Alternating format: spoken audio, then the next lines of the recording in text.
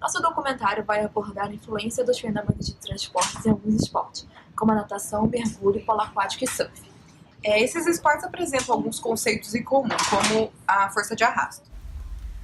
Arrasto é a força que faz resistência ao movimento de um objeto sólido através de um fluido. As forças de arrasto são forças resistivas que estão presentes em todos os esportes aquáticos.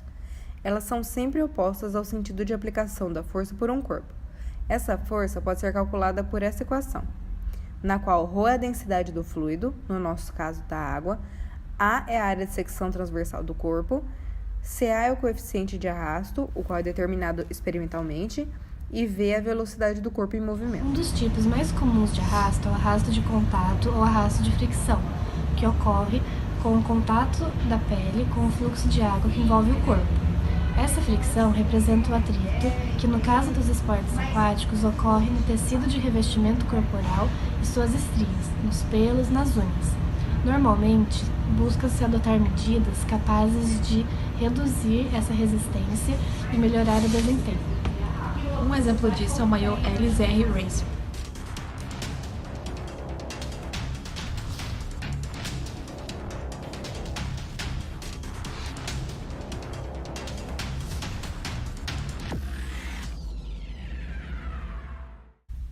É importante saber que o coeficiente de arrasto é muito maior no caso do fluxo turbulento do que no laminar. Um fluxo laminar é aquele em que o fluido flui em um só sentido, alinhado.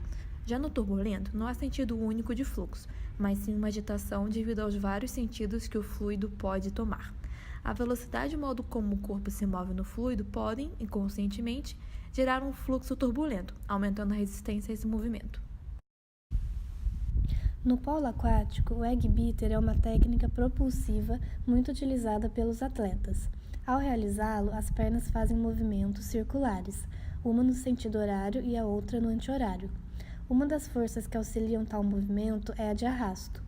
Durante a técnica, a força de arrasto atua ao empurrar a água para baixo. Assim, a água empurra o jogador de volta, ajudando na sua sustentação sobre a água.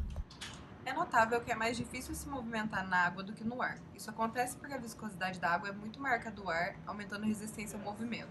Em esportes como a natação, é necessário que se reduza a resistência para que o atleta nade mais rápido como força de propulsão. Outro parâmetro importante na propulsão é o conceito do princípio de Bernoulli, em que conforme a velocidade de deslocamento de um fluido aumenta, há redução de sua pressão. Assim, o corpo tende a se deslocar para o lugar de menor pressão. Outro exemplo que diz respeito à diferença de pressão é a prática de mergulho, em que a pressão aumenta com a profundidade, devido à variação de altura, e o uso de equipamentos especiais se faz necessário, uma vez que o equipamento de respiração controla a pressão adequada para certa profundidade, por meio de uma válvula reguladora. A pressão ambiente em qualquer profundidade resulta do peso do ar que está acima da superfície da água onde se está mergulhando, mais o peso da coluna de água acima de onde está posicionado o observador. Já no surf, a diferença de altura nos períodos de maré alta e maré baixa origina a energia potencial que compõe a energia maremotriz, junto com a energia cinética das correntes, influenciando a velocidade das ondas, o que afeta diretamente na prática do esporte. Considerando todos os fatores representados, algumas práticas são relevantes para certos esportes. Na natação, é aconselhável adotar uma posição hidrodinâmica adequada para melhor eficiência na prática de esportes aquáticos, como o tronco permanecer estendido enquanto o quadril tenta se encaixar, para diminuir ao máximo a curvatura lombar que poderia criar uma pressão para baixo no nadador. Outra boa prática é a adoção de uma respiração técnica, em que os pulmões ficam sempre cheios de ar, pois isso resulta em maior flutuabilidade do corpo e menor arrasto com a água. No que diz respeito aos saltos ornamentais, o alinhamento perfeito e perpendicular à superfície permite vencer, com eficiência, a tensão superficial, a qual faz com que a camada superficial de um líquido venha se comportar como uma membrana elástica.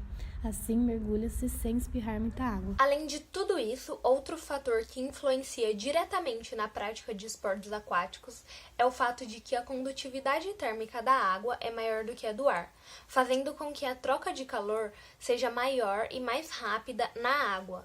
Por isso, a temperatura da água é crítica para a permanência do atleta nela. e é necessário que exija um controle de acordo com a intensidade do exercício. Em atletas de natação, por exemplo, não é tão necessário essa preocupação com o frio, pelo fato de que os atletas realizam suas modalidades em ambientes fechados, com a temperatura controlada. Diferente dos atletas que praticam natação indoor, aqueles que praticam maratona aquática, por exemplo, devem tomar um cuidado especial, uma vez que dentro da água a transferência de calor é maior. Mais agravante ainda quando as moléculas de água se movem, pois, desta forma, além da perda de calor ser maior pela condução, graças ao contato molecular direto, é maior devido à convecção, pela mobilização do calor através do movimento de um líquido aquecido. Todos esses eventos retratados no documentário compõem uma série de exemplos dos conceitos de fenômenos de transporte aplicado nos esportes aquáticos.